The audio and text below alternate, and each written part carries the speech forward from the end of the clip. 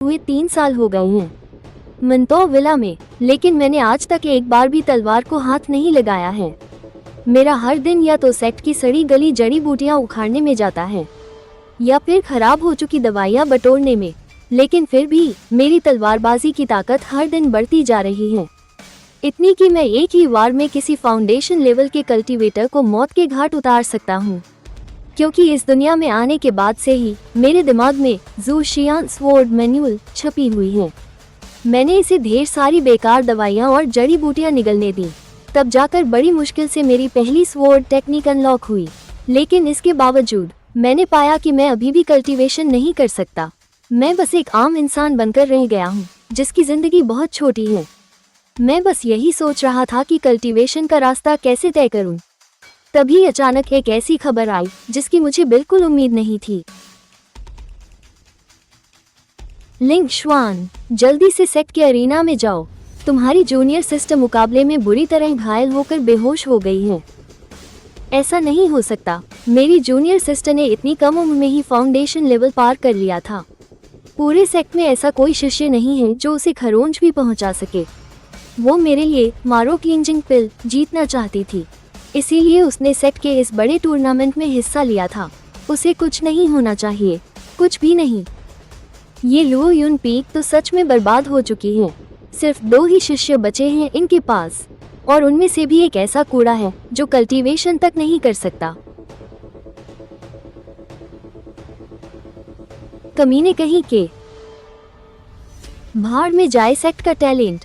मेरे सोंग छिंगफैंग के पैतरों के आगे किसी की कोई औकात नहीं है।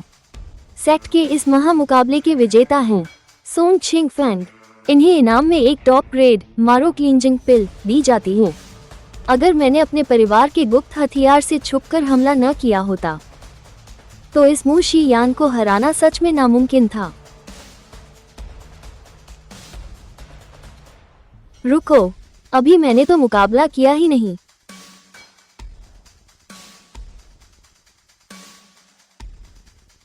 अरे, क्या ये लुओ युन पीक का वही कूड़ा नहीं है जो 3 साल से मुफ्त की रोटियां तोड़ रहा है? क्या ये यहाँ अपनी मौत का तमाशा बनवाने आया है? हाँ हाँ हाँ, क्या मजाक है। सीनियर ब्रदर, क्या तुम पागल हो गए हो? जल्दी नीचे उतरो, तुम उसका मुकाबला नहीं कर सकते। चलो, मेरी जूनियर सिस्टर की जान को अभी कोई खतरा नहीं है। तो अब मैं तुम लोगों के साथ थोड़ा खेल खेलता हूँ। लिंग शुआन, ये जगह तुम जैसे आम इंसान की औकात के बाहर है। पीछे हट जा। कहाँ से आ गया ये कीड़ा? जान प्यारी है तो दफा हो जा यहाँ से। मेरा कीमती वक्त बर्बाद मत कर। मैं भी इसी संप्रदाय का शिष्य हूँ, तो मैं अखाड़े में लड़ने क्यों नहीं आ सकता? सुना है तूने मेरी जूनियर बहन को चोट पहुँचाई है, तो जरा मेरी तलवार के इस वार का सामना करके दिखा। तलवार का वार? हाँ हाँ हाँ, तेरे पास तो तलवार तक नहीं है, तो वार कहाँ से करेगा? अमर संहारक तलवार, पहला रूप, भास्म।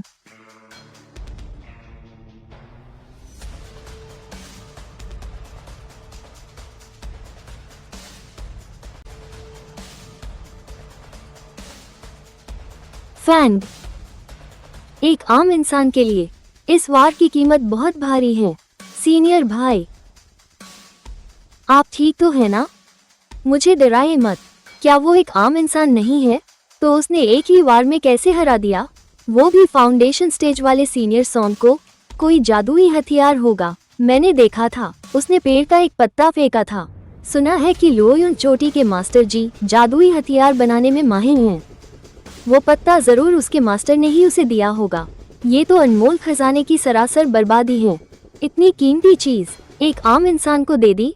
मास्टर तो कई सालों से सफर पर निकले हुए हैं, तो उन्होंने सीनियर भाई को इतना ताकतवर हथियार कब दिया? सीनियर भाई, आपको मेरी खातिर इतना कीमती हथियार बर्बाद नहीं करना चाहिए था। पगली कहीं की। मैंने कहा था ना कि यहाँ मत आना। वो प्यूरिफिकेशन पिल मेरे किसी काम की नहीं है। मैं तो बस यही चाहती थी कि आप भी मेरी तरह एक अमर योद्धा बन सके। लिंग जुआन, तेरी इतनी हिम्मत! तूने एक जादुई हथियार से मेरे सॉन्ग खानदान के वारिस को घायल किया है। प्रमुख जी, उस अजीब से हथियार ने मेरे फ्लैंक के शरीर की सारी नसें फाड़ दी हैं। उसकी बुनियाद पूरी तरह से तबाह हो गई है। इस लड़के का दिल बहुत काला है। प्रमुख जी, मेरी आपसे गुजारिश है कि इसे कड़ी से कड़ी सजा दी जाए। इस जादुई हथियार की ताकत सच में इतनी ज्यादा है। अभी तो हमें सोंग परिवार को भी जवाब देना होगा। हमारे संप्रदाय की मुख्य प्रतियोगिता का साफ नियम है कि आपस में मुकाबला करते वक्त कोई भी जानलेवा हमला नहीं करेगा। लिंग शुआन, तुमने जानलेवा हमला करके किसी की शक्तियों की बुनियाद ही तबाह कर दी। संप्रदाय के नियमों के मुताबिक तुम्हें मौत की सजा मिलनी चाहिए। रुकिए,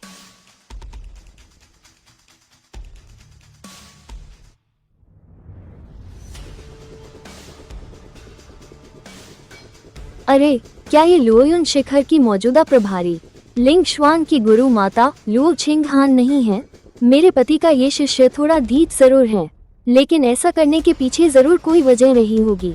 इसलिए मेरी प्रमुख जी से गुजारिश है कि इस पर थोड़ी रहम करें।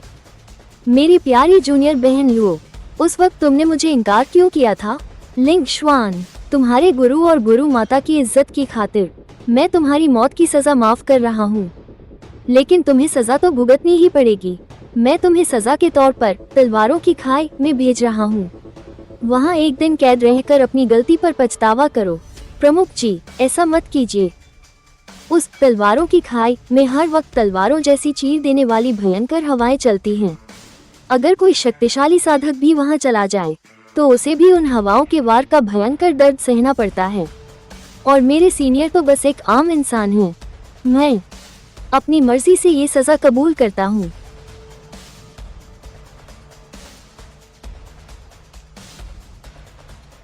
याद रखना, तुम्हें उस तलवारों की खाई के सिर्फ बाहरी हिस्से में ही रहना है।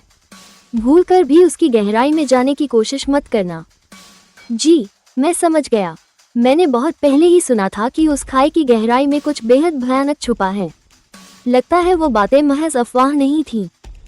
तुम फिक्र मत करो, मुझे कुछ नहीं होगा।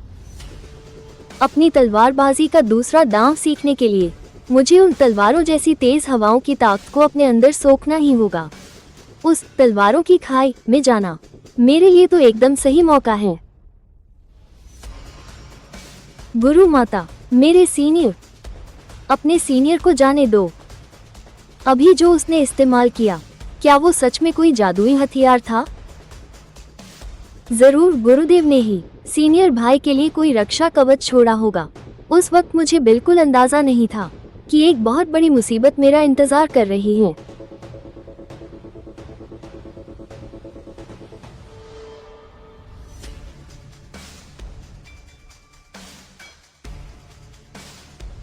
सोचा नहीं था कि महज कुछ ही दिनों में मेरे घाव पूरी तरह से भर जाएंगे। पता नहीं मेरी तलवार की दूसरी तकनीक कितनी अनलॉक हुई है। अगर यही रफ्तार रही तो बहुत जल्द मैं दूसरी तकनीक को भी अनलॉक कर लूंगा। मेरी पहली ही तकनीक फाउंडेशन स्टेज के कल्टीवेटर को पल भर में खत्म कर सकती है। न जाने ये दूसरी तकनीक कितनी ताकतवर होगी। मैं सच में इसका बेसब्री से इंतजार कर रहा हूँ। कमाल हो गया, मैंने जू शियान तलवार की दूसरी तकनीक अनलॉक कर ली है। शी फैंग, तो ये एक साथ कई दुश्मनों का सफाया करने वाली तकनीक है। एक बार इसका इस्तेमाल करने पर मेरे चारों तरफ 10,000 तलवारों का एक डोमेन बन जाएगा, जो इसमें फंसने वाले दुश्मनों की चिथड़े उड़ा देगा। जरा देखूं, तीसरी तकनीक को अनलॉक करने के लिए क्या चाहिए? निगलना और सोखना होगा दुष्ट आत्माओं और राक्षसी जानवरों के खून को। लगता है बाहर जाकर राक्षसी जानवरों का शिकार करना पड़ेगा, लेकिन मैं तो बस एक मामूली इंसान हूँ। मुझे तो तलवार उड़ाने की बुनियादी कला भी नहीं आती। भला मैं उन खूंखार जानवरों का शिकार कैसे करूँगा? मेरी सजा भी खत्म होने वाली है। बाहर जाने के बाद मुझे कल्टीवेशन की दुनिया में कदम रखने का कोई रास्ता ढूंढना ही होगा। तू कल्टीवेशन की दुनिया में कदम रखना चाहता है? अगले जन्म में सोचना। कौन है वहाँ? बहुत दिन हो गए। लिंग शुआन, सोंग चांग युआन, इसने तो अपना चेहरा भी नहीं छुपाया है। लगता है आज ये मेरी जान लेकर ही मानेगा। ऐ छोकरे, तूने मुझे बहुत दौड़ाया है। तूने मेरे पोते की कल्टीवेशन का बेस तबाह किया था ना? आज मैं तेरे शरीर के 1000 टुकड़े कर दूंगा। ये कोर फॉर्मेशन स्टेज का कल्टीवेटर है। मेरी दोनों तलवार की तकनीकें इसके सामने कुछ भी नहीं हैं।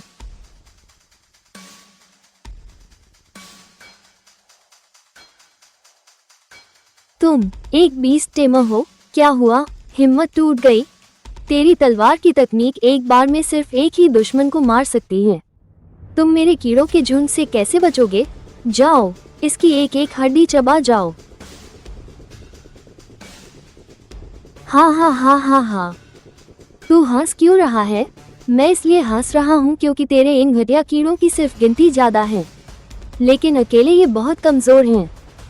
मेरी नई तलवारबाजी आजमाने के लिए ये बिल्कुल सही है। जू शियान का दूसरा वार, भक्षक पवन।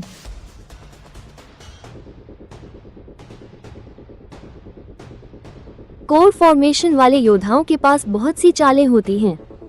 मुझे यहाँ उलझना नहीं चाहिए। अफवाह है कि तलवारों की कब्रगाह की गहराइयों में नेसेंट सोल वाले योद्धा भी जाने की हिम्मत नहीं करते। लिंग श्वान, मैं तेरी बोटी बोटी काट दूंगा। और तेज। सत्यानाश, छोकरे, तू बचकर नहीं भाग सकता।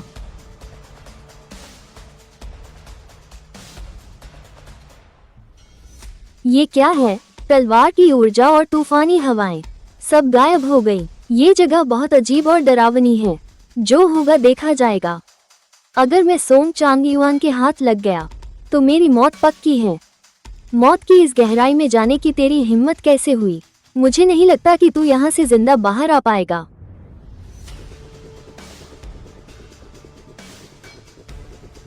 वो बुढ़ा मेरे पीछे नहीं आया। यहाँ तक कि कोर फॉर्मेशन वाले योद्धा भी यहाँ कदम रखने से डरते हैं। इस जगह में पक्का कुछ गड़बड़ है। यहाँ न तो कोई पेड़ पौधा है और न ही कोई जीव। हर तरफ बस एक खौफनाक सन्नाटा छाया हुआ है।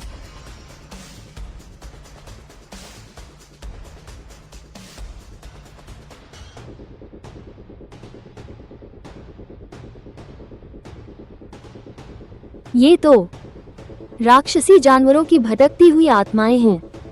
और सबसे अजीब बात तो ये है कि ऐसा लग रहा है जैसे ये सब जिंदा ही बूढ़े होकर मर गए हों। यहाँ इतने सारे राक्षसी जानवरों की आत्माएं क्यों हैं? अगर किसी योद्धा के पास आत्माओं से लड़ने वाला कोई जादुई हथियार न हो तो यहाँ उसका जिंदा बचना नामुमकिन है। लेकिन मेरी बात अलग है। तलवारबाजी का तीसरा वार। मैं तो यही सोच रहा था कि निगलने के लिए आत्माएं कहाँ से लाऊं। सब निगल लो।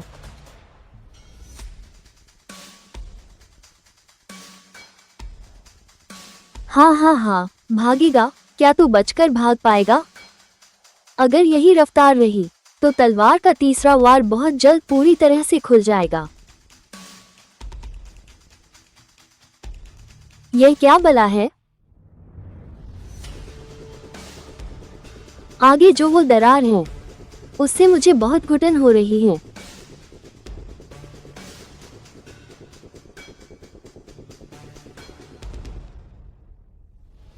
तो इसका मतलब इस दरार ने ही उन राक्षसी जानवरों की जान खींची है और उन्हें